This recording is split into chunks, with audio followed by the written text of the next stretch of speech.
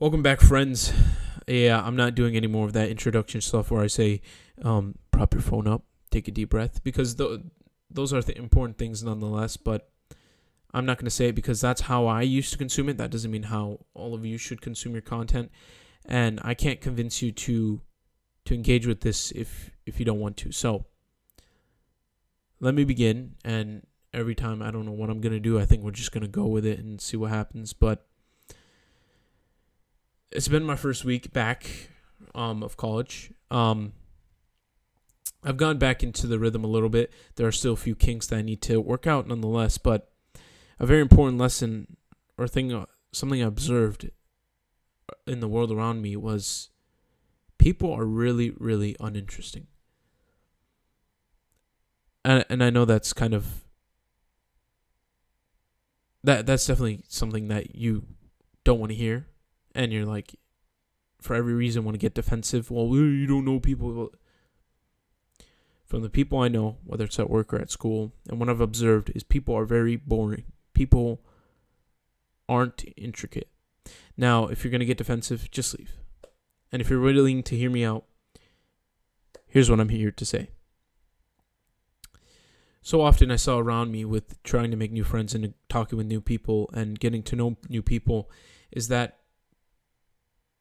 most people are just in it to survive and to go back to some form of pleasure or stimulation. And what that has done to us in the long term is it has made our lives so much more complicated, where now we have all the intricacies of living in the modern day, where we have all our different responsibilities, but now we have accompanied that with the need to stimulate ourselves and keep us well adjusted, right? We need to keep our minds just fed constantly by different things. And what this has done is it hasn't made us more complex or interesting people. It has made us more simple, deeply painful, deeply upset, and unsatiated people. If you look back in the day, there were definitely more simple times. You look back and you say, oh, those were simple times. And watching an old movie, I had watched an old movie yesterday from the 1980s. There were definitely simple times nonetheless. There wasn't crazy stimulation. And this was a comedy movie. This was a movie meant to be extremely stimulating and funny. But even that wasn't so crazy like how it is today. You watch new movies versus old movies, you see it. If you just look back, even in YouTube, if you watch old YouTube videos, you'll just see they were slowly less and less stimulating. But nowadays we have Mr. Beast, who just constantly shows us pictures and colors and all the different stuff, and then everybody wants to consume it. So back in the day, we used to have simpler times, but people were somehow more complex. People had more character. And what I found is that when you strip yourself of the pleasure and you finally address your pain and you figure out, not even your pain, you just figure out who you are. You sit down and you figure out what kind of things you're inclinated towards, what kind of things you like, what kind of things you don't like. And you'll say, yeah, I like to do this in my free time and this is what I like. But that's not truly the case, because if you look at what you do, let's look at sports, for example. Very, very popularized for people that like sports, right? They wear the sports team's clothing. If you dissect that, it is a stimulating kind of thing. Why do you like watching football?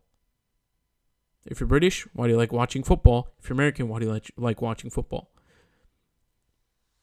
What kind of thing do you inclinate towards? It's just stimulating. Your team scores, yeah, let's go. And if your team doesn't score, oh, I had a bad week.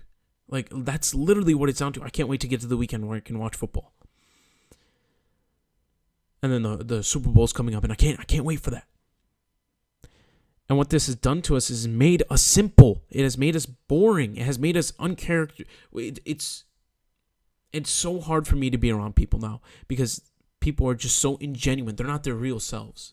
And we are so beautiful in nature. God gave us so much. God gave us each and every one of us a gift, character, virtues, right? That we're all good at different things. No person is alike, but nowadays every person is alike. Why? Because we have ran away from who we truly are. We haven't acknowledged who we truly are. We don't take time to see what we like and what we don't like, and then just test that out in the real world, because that takes so much time and attention.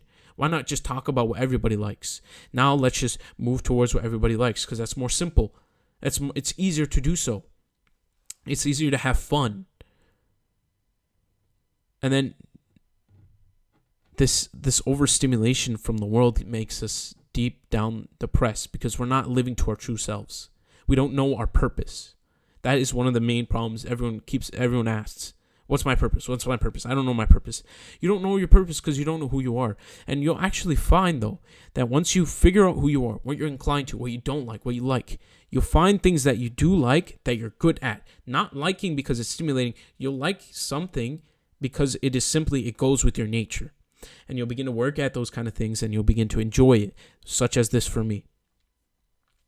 And you'll lose the sense of time, and you'll get actually good at it.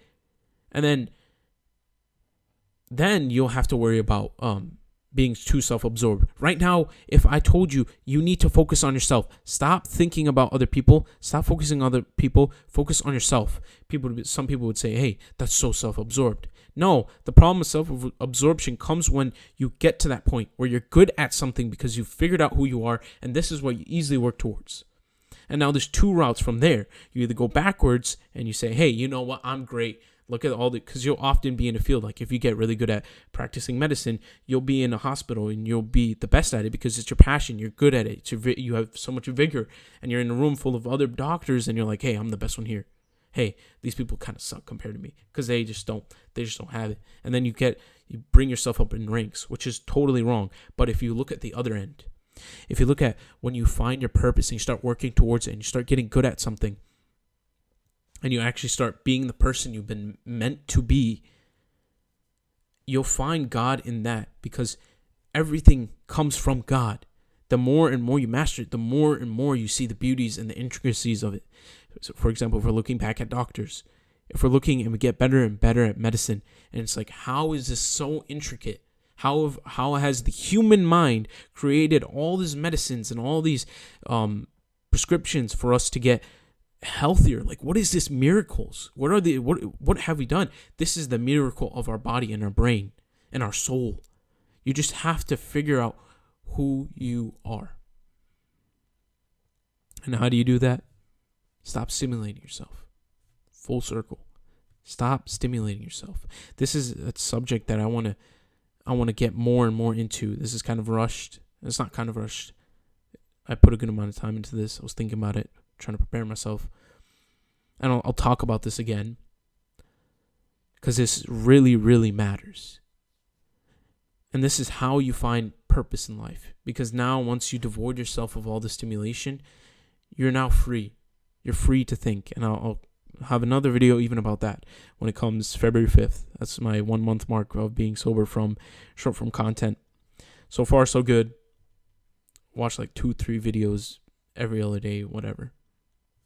But yeah, I want to get back onto this longer video today, and I want to keep touching on this subject, because this is a problem I see, and this is what holds people back.